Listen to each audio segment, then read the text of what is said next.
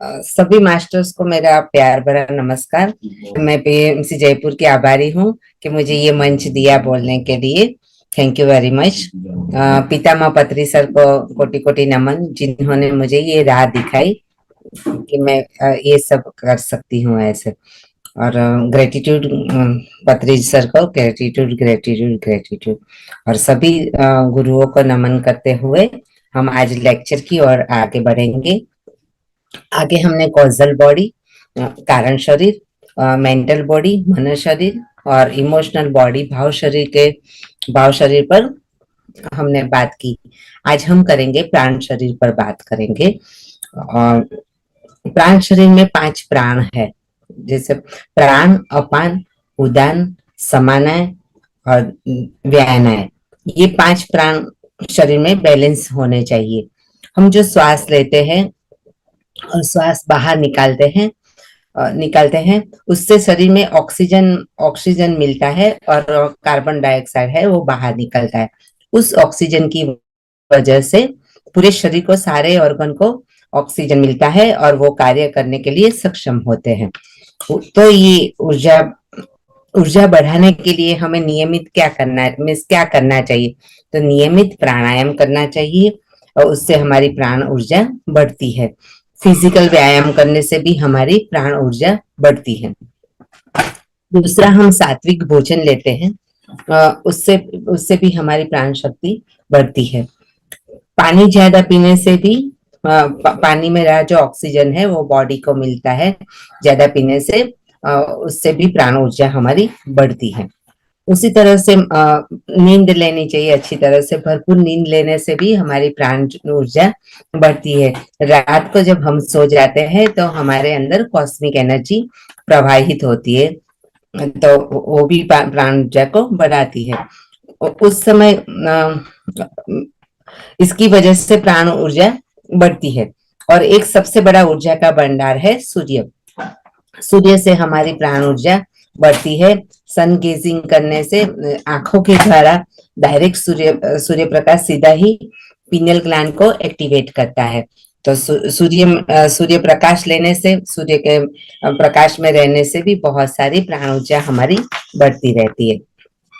तो एक बात है कि शरीर को लेकिन डिटॉक्सिफाई भी करना रहता है। एक हफ्ते में एक उपवास करो, पसीना आए ऐसा काम करो, कसरत करो, फ्रूट खाओ और पेट को थोड़ा आराम, उससे भी स्फूर्ति महसूस होती है और प्राण ऊर्जा हमारी बढ़ती है। शारीरिक व्यायाम, फिजिकल व्यायाम करने से भी प्राण ऊर्जा बढ़ती है हमारी। तो ऐसे ये सब करने से हमारी प्राण ऊर्जा बढ़ने लगती है। और सबसे ज्यादा प्राण ऊर्जा ध्यान करने से हमें मिलती है। तो जितना ज्यादा हो सके उतना ध्यान करें। उस समय क्या होता है कि हम बैठ के ध्यान करते हैं तो डायरेक्ट ब्रह्मांडीय जो ऊर्जा है, कॉस्मिक ऊर्जा है, वो हमारे सहस्त्रार से हमारे पूरे शरीर में फैलती है और पूरी शरीर को वो प्राण ऊर्जा से भर देती है। तो जितना हो सके उतना ध्यान करने से भी सबसे ज्यादा प्राण ऊर्जा हमें मिलती है। अब क्या होता है कि हम ये सब हमने प्राण ऊर्जा बढ़ाने के तरीके, लेकिन व्यवहारिक जीवन में हम क्या करते हैं, उसे खर्च कर देते हैं। तो कैसे कि हम ऐसे माया से जुड़े हुए हैं, है ना। तो इसलिए हम कौन से योग करते हैं? हम प्रतिस्पर्धा का योग करते हैं, संसार का योग करते हैं, दुख का योग करते हैं, घृणा का योग करते हैं, लोभ का योग करते हैं। ऐसे सब योग करते रहे, योग माने के उससे जुड़े रहते हैं। तो हम ये सब जब इमोशंस से जुड़े रहते हैं तो हमारी प्राण ऊर्जा घटने लगती है। उसके बारे में फिर और आगे हम जानेंगे। तो वो जो मर्जिंग विथ नेगेटिविटी है वो हमारे सूक्ष्म शरीर को डैमेज कर देती है, गंदा कर देती है ना। सूक्ष्म शरीर दिखता नहीं है, लेकिन वो आंतरिक अनुभूति जरूर होती है, उसकी अनुभूति जरूर होती है। इरिटेशन होता मालूम होता है। तो कुछ हमें जैसे बोले ना कि कभी कभी हमें मूडलेस रहते हैं, तो कुछ गड़बड़ है, क्यों हो रहा है ऐसे। कहीं भी तो कहीं ना कहीं मैं चिंतित हूँ, विचलित हूँ, मालूम नहीं क्यों, लेकिन ऐसा लगता है। मीन्स कभी कभी हम ऐसे लगता है कि कुछ समझ में नहीं आता है कि हमें क्या हुआ है, लेकिन ठीक नहीं मालूम पड़ रहा है, तो हम उस पर उसके बारे में सोचेंगे। तो ऐसे ध्यान में आएगा कि हमें कहाँ पर हमारी गड़बड़ हुई। लेकिन हमें अगर सफाई करना आ गया, साधना यानी मंत्र जाप या ध्यान से, दोनों प्रकार है, जिसको जो अच्छा लगे और जो जो उसको कंफर्टेबल फील करे वो।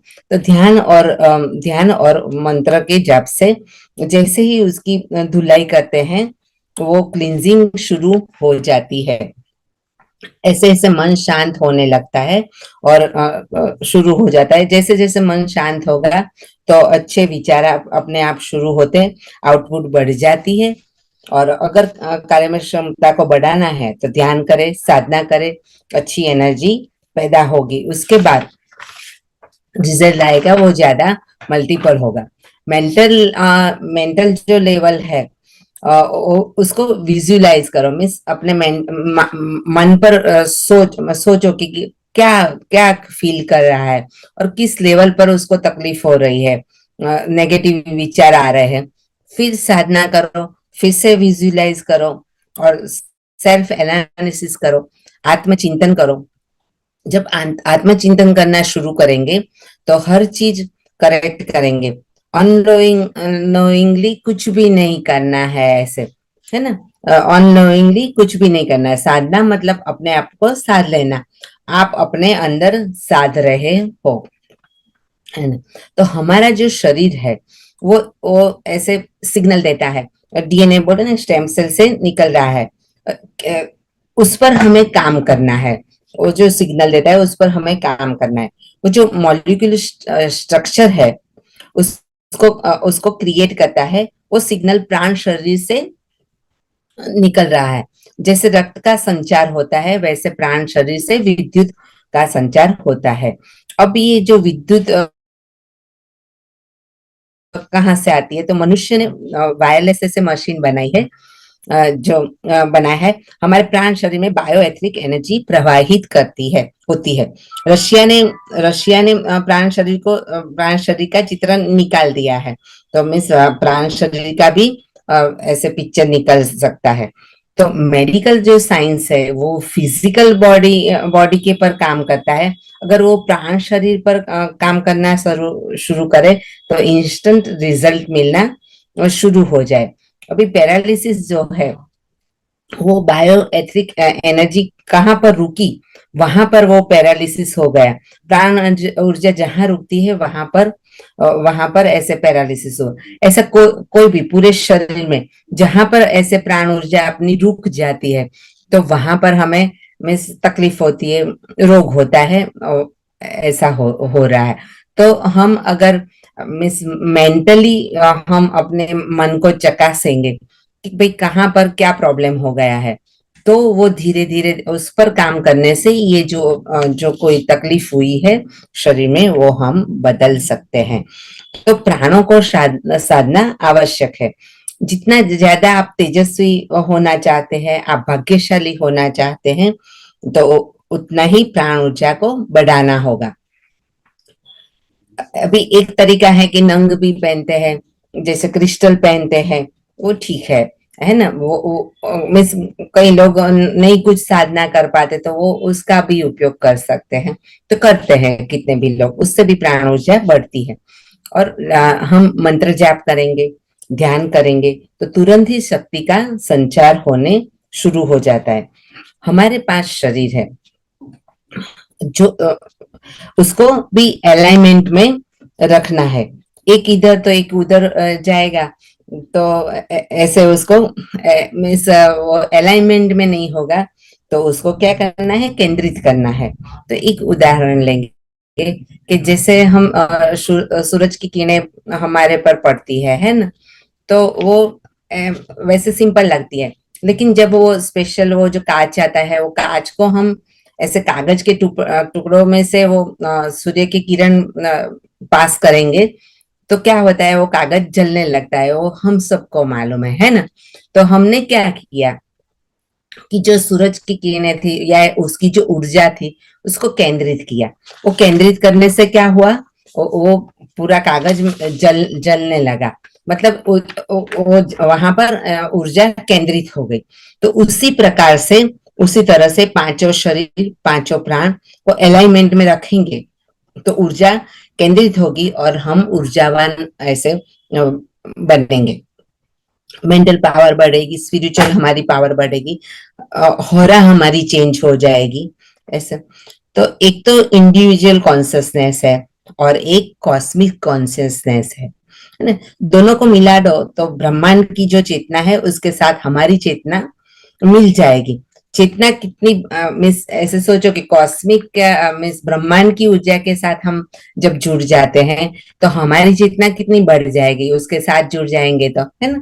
तो उसको और उसको क्या बोलते हैं, तुर्यातीत अवस्था कहते हैं।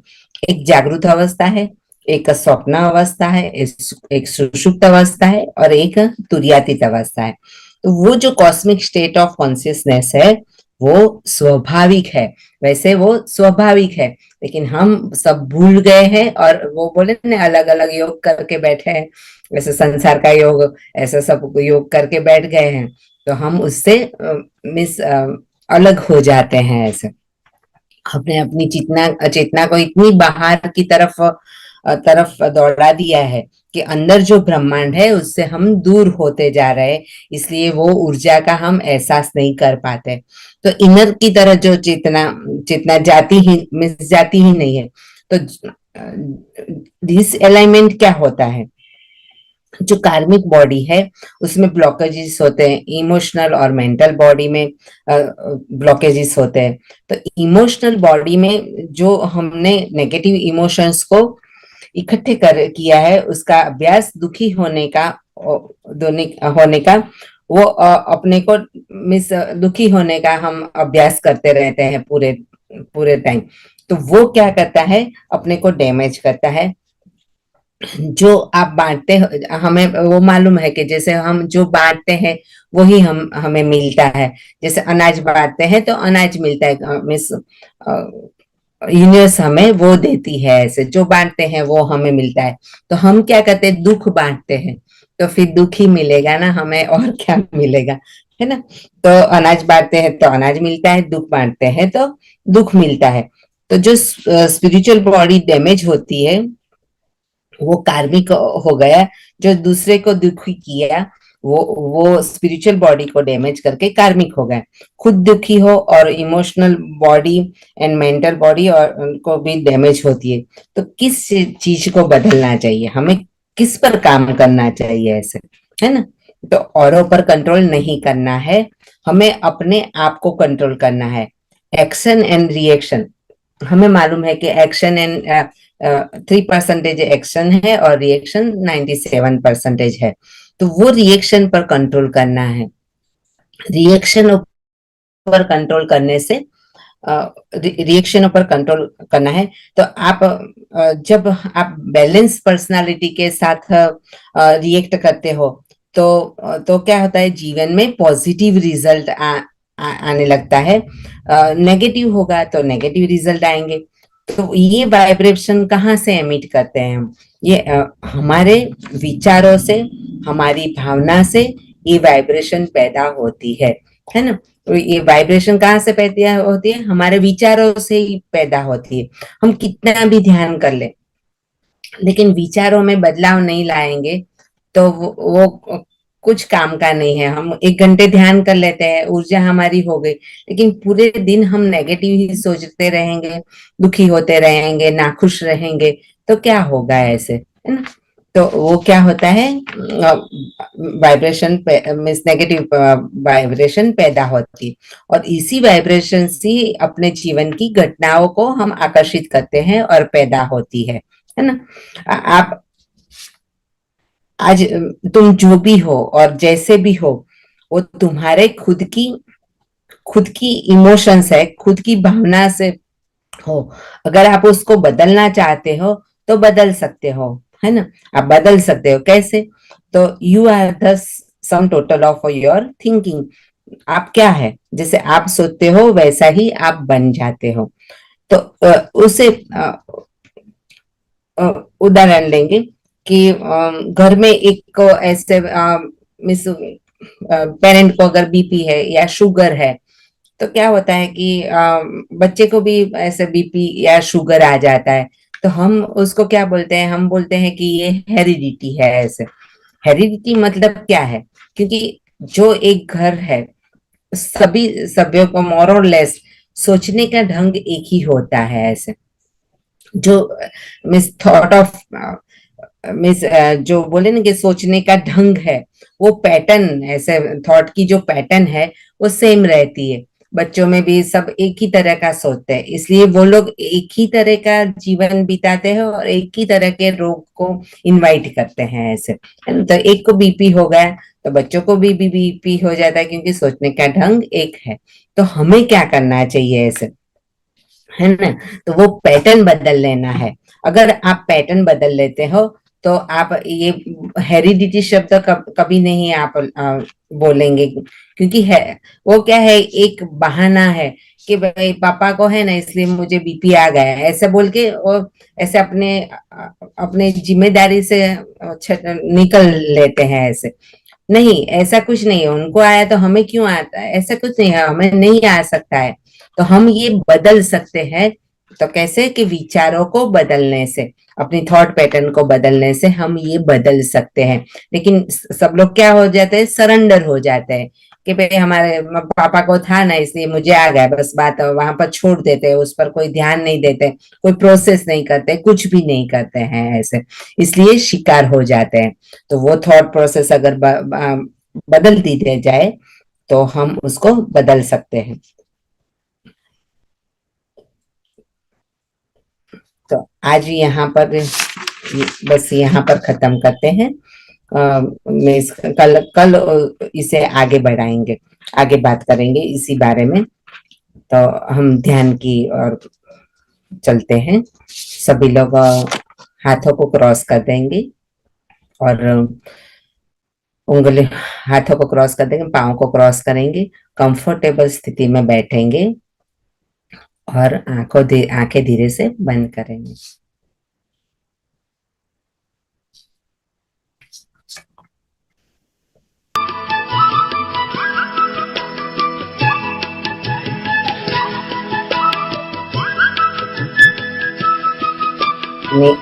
आती जाती जाती आंसू की तरफ ध्यान देंगे।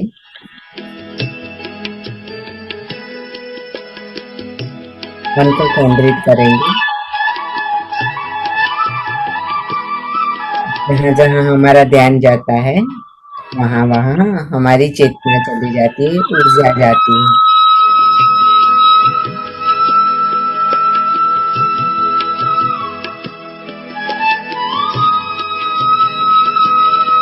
ऊर्जा को हम केंद्रित करेंगे,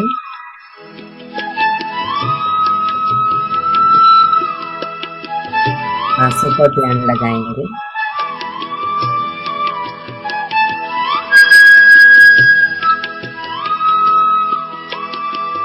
ताकि मन शांत होने लगे।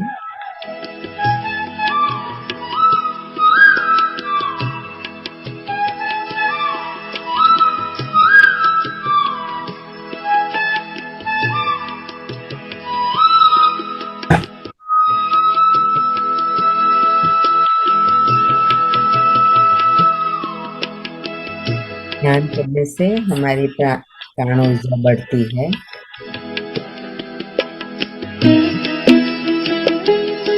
हम ऊर्जावान महसूस करते हैं अपने आप।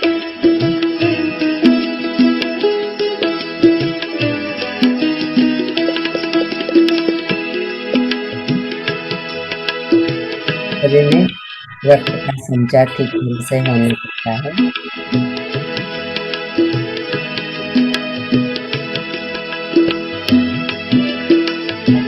लोग मुक्त जीवन जी पाते हैं।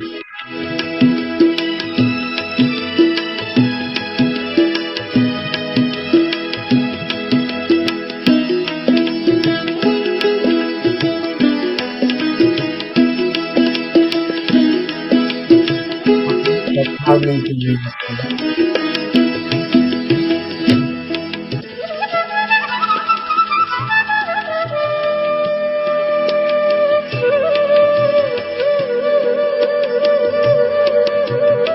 चिंता से मुक्त होते हैं, ठीक रहते हैं।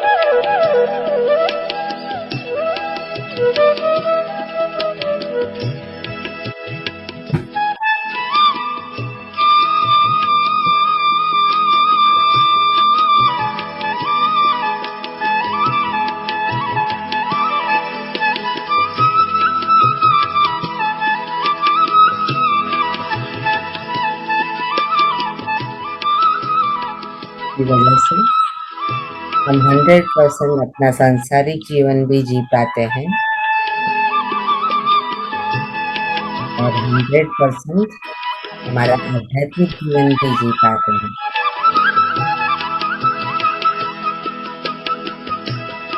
और दोनों में हम उन्नति की तरफ कदम रखने लगते हैं, उन्नति होती रहती है।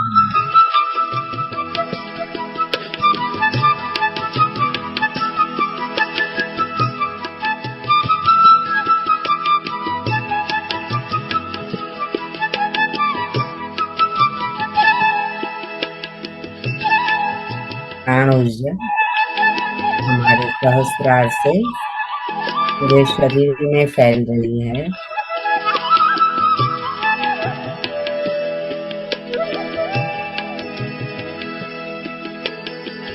पूरे शरीर को स्टिमुलेट करती है।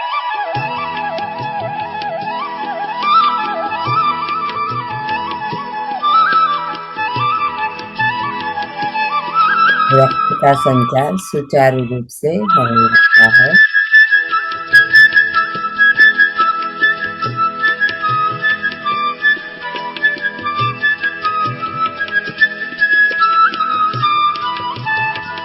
और हम नित्य जीवन दिखाते हैं।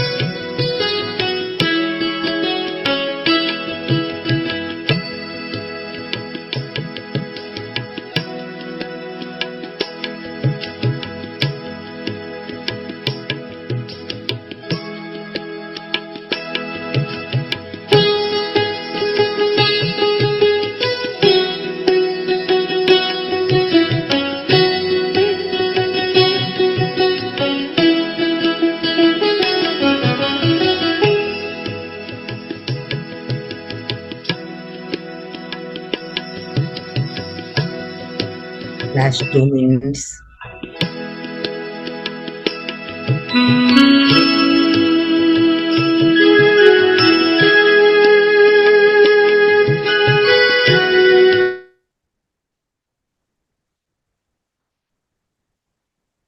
Last 30 seconds. आंखों पर हाथ रखेंगे. 5, 4, 3, 2, 1, 0. प्यारे सी मुस्कान के साथ यहाँ के. Thank you very much to PMC Jaipur. Pitamah Patri sir को नमन, ग्रेटिट्यूड.